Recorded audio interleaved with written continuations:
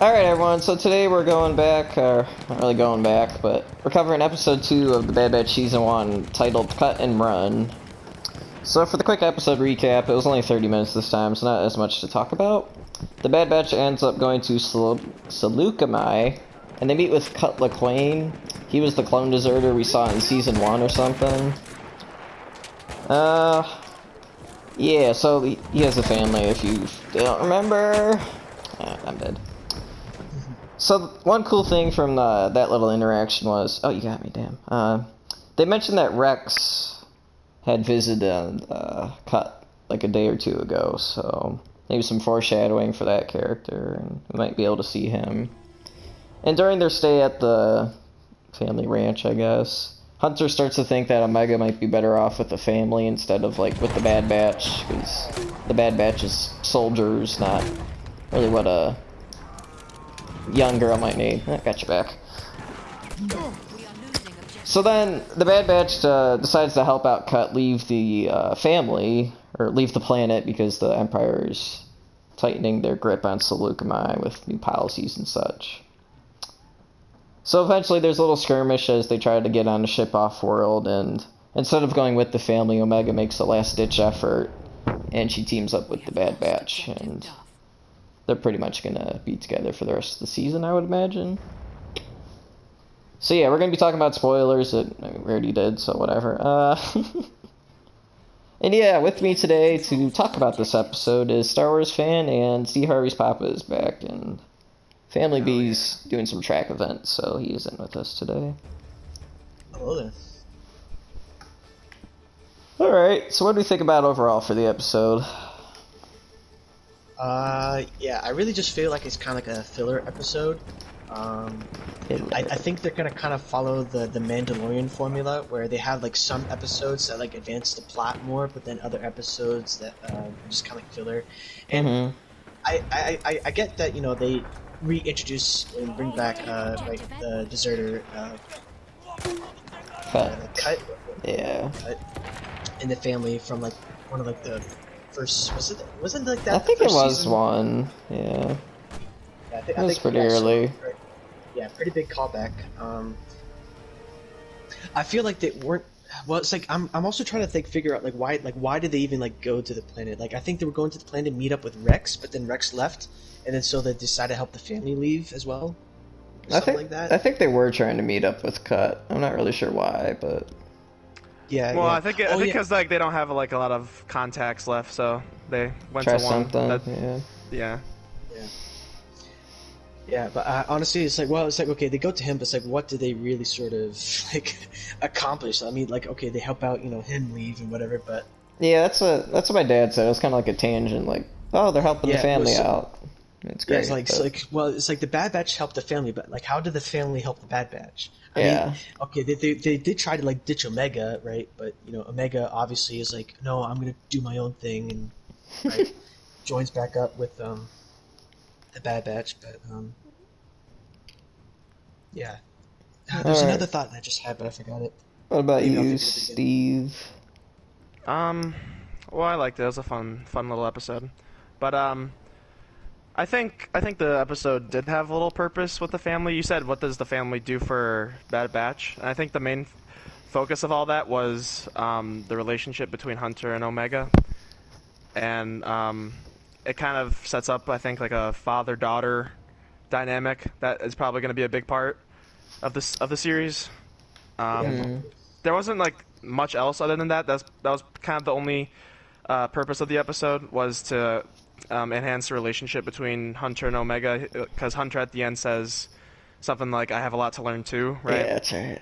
So I think he's going to learn what it means to be a dad, and you know, what it means to care for someone else instead of just being like a hardened soldier. It's going to be very similar to the Mandalorian, I think, and I hope it's not like the exact same. I want them to do, you know, something a little different, but I think that was the main purpose of this episode. But yeah, I liked it overall.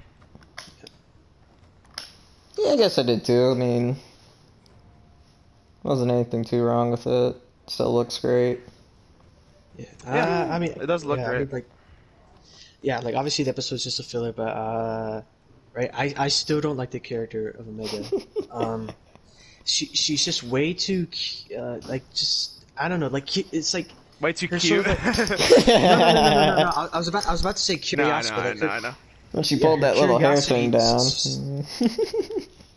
Oh yeah, instead of like all of her hair just being back, now she has like bangs out in the front. But, It's a little messier, sure. yeah. Oh yeah. Like what's it like that? I wonder like what's the significance of that sort of like hair piece. Yeah. Yeah, they're setting that up for sure. It definitely means something. I mean, right now it just looks like a piece of jewelry, but it could honestly just be a little bit more than that. Now, I could be wrong, but is that the same thing that the Kaminoans wear? Oh yeah, no, it probably is, right? Okay, then maybe it is just jewelry then. Yeah, yeah. It could be like just that, like her remembering like where she came from and being like sad about all of it, or it could be like something with more significance. I have no clue. But Yeah. Yeah. I feel like Omega's just like too.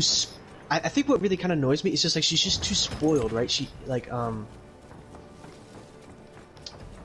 she doesn't really have just. Okay, like yeah, like she doesn't have that much experience in the world, but like still, it's like when she's like freaking like picking up the dirt or whatever, and she's just like fascinated about it. It's just like I get it that she's never seen it before, but like the thing is, just she's just like way too blown away by it, and it just like annoys me. And like she just like disobeys like orders that people are telling her. I think right they sort of allude to her having like a purpose, right? All the other clones are defective, right?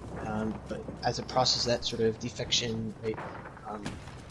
They're given enhanced capabilities. We were also talking about this last episode as well. I think they need to sort of reveal that sooner rather than later, and then maybe I'll start liking her more because then she has a purpose. Right now, she has very sort of little purpose, at least to me. Well, it's Dave Filoni. He knows how to write characters. I mean, we have Ahsoka in Clone Wars movie, and everyone loves her 3 years later. So yeah, I think he has a clue of what he's doing. Yeah, I was actually gonna say that Oh, shit. Dave Filoni has done a great job with Star Wars, but he's had trouble with starting off child characters in these things. With Ahsoka, I mean, like, I feel like Ahsoka in the beginning was way more annoying than Omega is right now. Like, I genuinely like could not bear to watch that Clone Wars movie because like I really thought she was so annoying. But obviously now she's like a fan favorite. So I think when you give these characters a little bit of time to grow and see what they're all about, and also with oh, what's his name? What's the guy from Rebels? I haven't watched Rebels. Kanan. So I don't... No, Ezra? the main.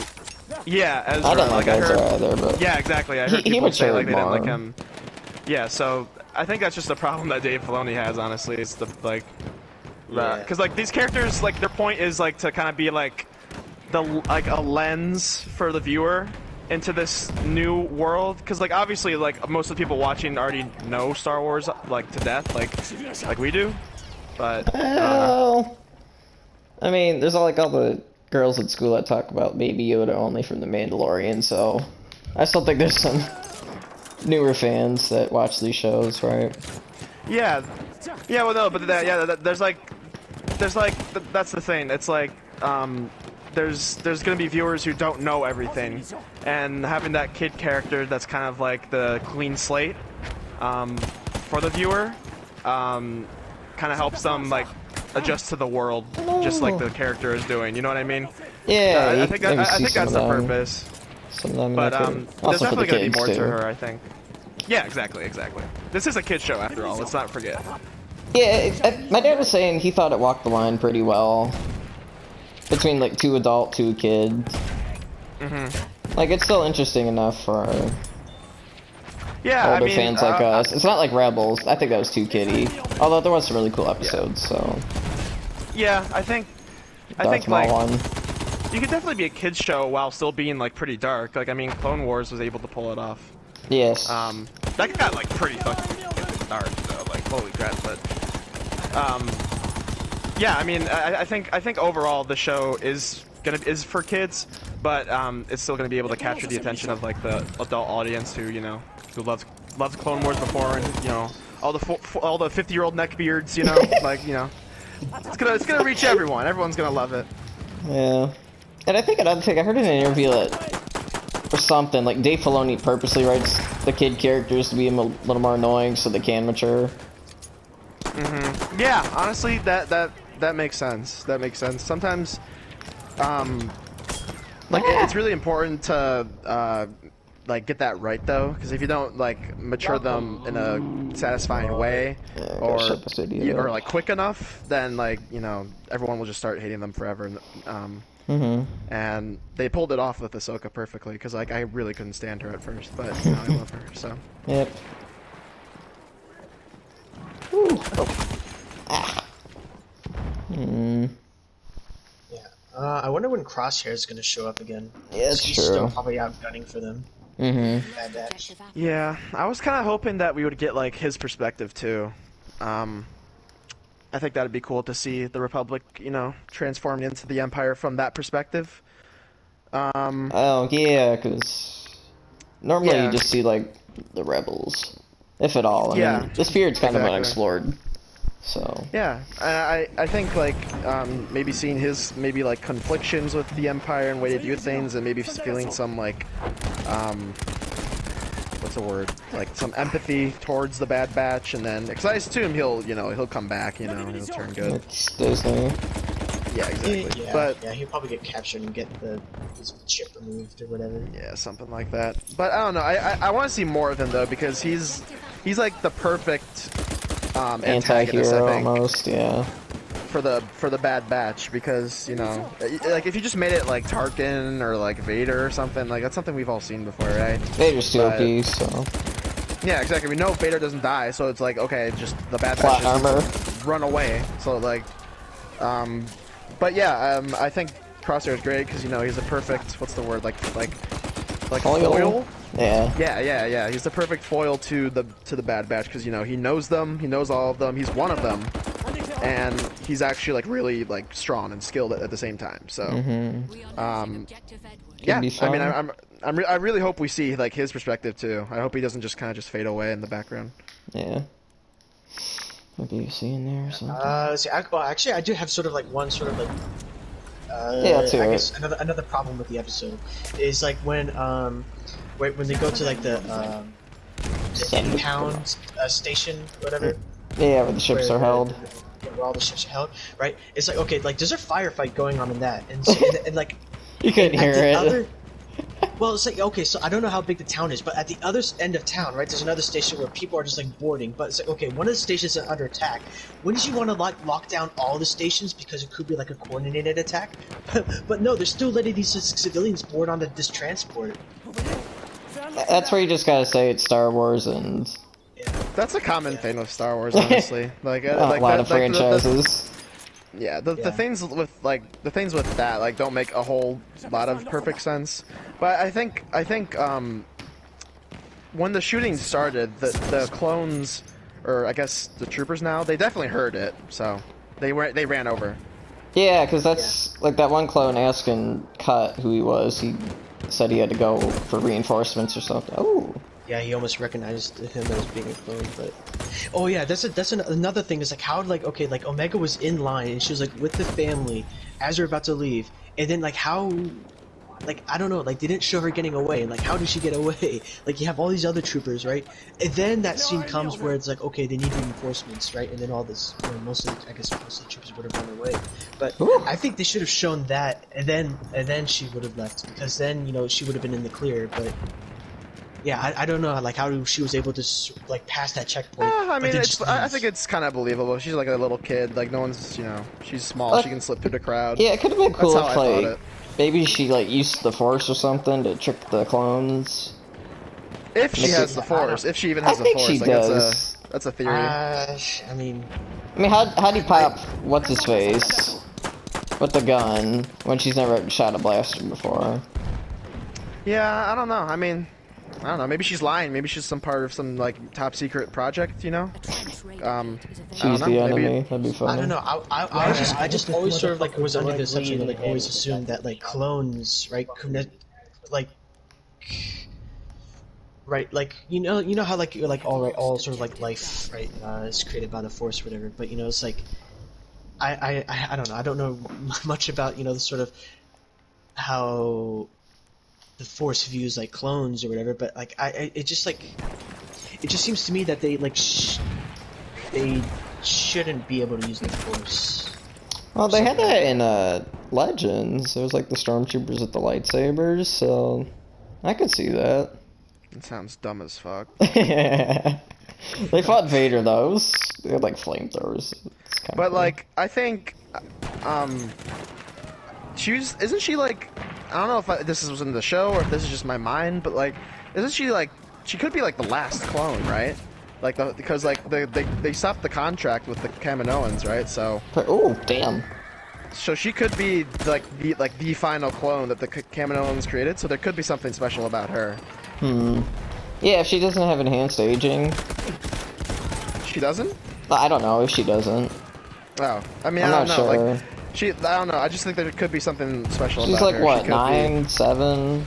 So maybe if they say her age. I don't know. Something. I don't know. But I think there could be like could it be part of something bigger? There could be some like Kaminoan master plan or something to, you know, to use her in some way to get back at the Empire. I don't know. I'm just spitballing because Well, yeah, I know her purpose is bigger than just, you know, just a kid. Stick around, yeah.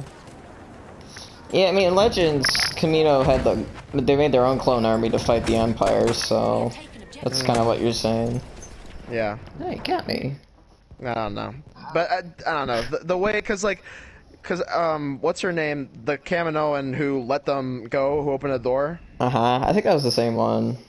I think she didn't do that just to save the Bad Batch. She definitely did it for Omega. Yeah, that's what family said.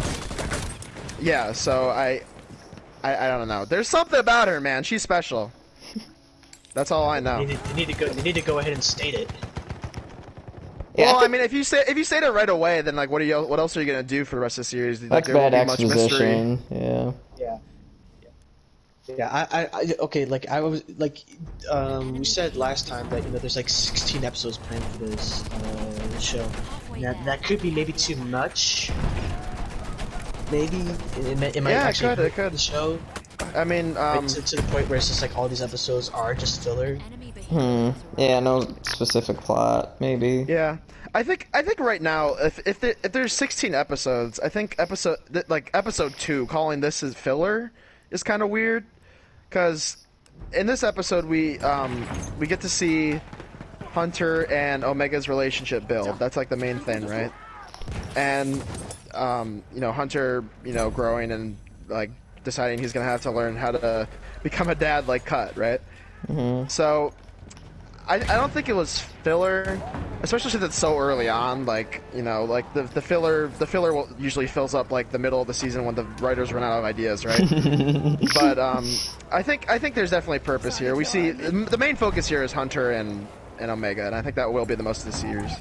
Yeah, that's a good prediction.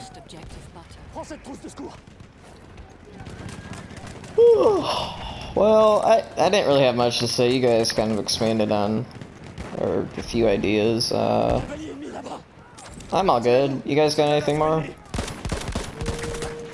That was more speculation instead of like the actual episode, but that's alright. Yeah, because like, you know, I mean, I do think the episode had purpose with the relationship aspect, but Oh, you're the big tank. other than that, there's not really much to talk about here. It's kind of just, you know, a fun little. It felt like a Clone Wars filler episode. You know, it's like a fun little adventure. Something It was short, cool. yeah. It was cool seeing Cut again because I forgot about him. But yeah, I'm still excited to see where it goes. I know there's something special about her. I know, like, She has I'm the really interested. Force. I don't think it's the Force. I think it's something else. I mean, I'll put 10 I think bucks it will on the be. line right now. Yeah, I think it will be the Force, but I want it to be something like different, you know. We always see like, oh, like plot twist, they have the Force, they're a Force user or whatever. We see that all the time, right? But I want to, like, you know, I mean, I'm not a fucking writer, I can't think of it right now, but I want something like unique for Star Wars, because Star Wars, we just see the same shit over and over again, and I love it. But I want to see something new, you know. I want them to try something different, like experiment a little bit. Do you The think Last they're gonna Jedi was bring there, back midichlorians? What? Well, they've already talked about them in Mandalorian a little bit, just in passing. who? Midi-chlorians. Yeah, Oh, I mean, yeah, yeah, that's the only way that I can ever see a clone, having being force sensitive is they inject them with a bunch of midichlorians. But in Plagueis, the Darth Plagueis now, they said that doesn't work, so maybe Well, they is want that to change. still canon? It's Legends, but Yeah, I think that's kind of cheap if that does Well, work. I mean, like, if that's all Legends, then it's very possible that Disney could write into canon that it's possible for clones to be force sensitive and whatever, so. I think it's definitely possible. I don't want her to have the force. I mean, they could do it and it could be good. And I think that's what they will do, but I think there's a lot more. I want there to be a lot more to it, and I want her to be interesting. I'm really interested to see the relationship between her and Hunter, mostly. Yeah. But, I don't know. Yeah, There's not really much I else know to what say. you mean. You were kind of comparing it to the Mandalorian, but it's probably going to be more similar to Kanan and Ezra. Yes, yeah, If you I didn't remember that. watch. Yeah, didn't I watch, kind of hardly remember that, but that's probably what it's going to be closer to. Okay, yeah. That's how they played it, basically. So, Well, I don't want. Well, doesn't Kanan die? I don't want to see Hunter die. well, just the dynamics, not the Yeah. specifics. I do want on a real note. I do want like there to be some stakes. I don't want like all the characters getting out at the end and being like, oh, we're one big happy family, and they go out and go farm with Can't Cut or some shit. Like I do want like some characters to bite the bullet, and if it's done well and no characters bite the bullet and I like it, then I don't care. But like if there's no stakes, then it just feels it feels like I'm just watching like a slideshow where nothing happens, Yeah, that's a good point. But I don't know. Yeah, I think they will, because Dave Filoni usually does a good job with that. So we'll see. Yep. Star Wars, you. Concluding thoughts. No, I think this is. Alright then, yeah, a little more speculation today and predictions, but... Oh, damn, good triple. So yeah, we got another episode next week on Friday, so we'll be covering that. Episode 3. Thanks for Star Wars fans, see you always, Papa. No problem. It's always fun. There we go. Oh, nice, got that. So yeah, with that, thank you for watching, and we hopefully see you in the next one. Bye bye. Subscribe. Yeah, don't forget to hit the subscribe.